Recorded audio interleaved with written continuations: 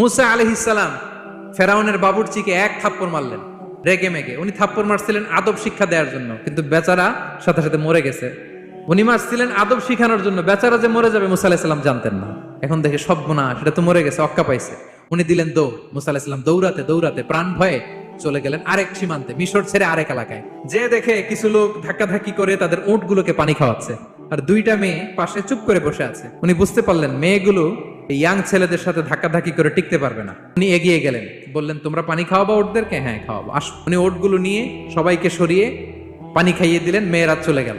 এবার বাবার কাছে যেয়ে বললো, বাবা এমন এক ছেলের সন্ধান পাইছি, ছেলেটা খুব ভালো, আমাদের চেহারার দিকে তাকায় না, মাটির দিকে তাকিয়ে কথা বলে। আজকে এই লোক না থাকলে আমরা আমাদের ওটগুলোকে পানি খাওয়াতে পারতাম না।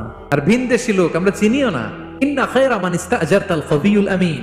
বাবা কাজ করেন, আমাদের তো রাখাল লাগবে, আমাদের দেখভাল করার জন্য তো একজন সুপারভাইজার দরকার, এই ছেলেকে আপনি কাজে রেখে দেন।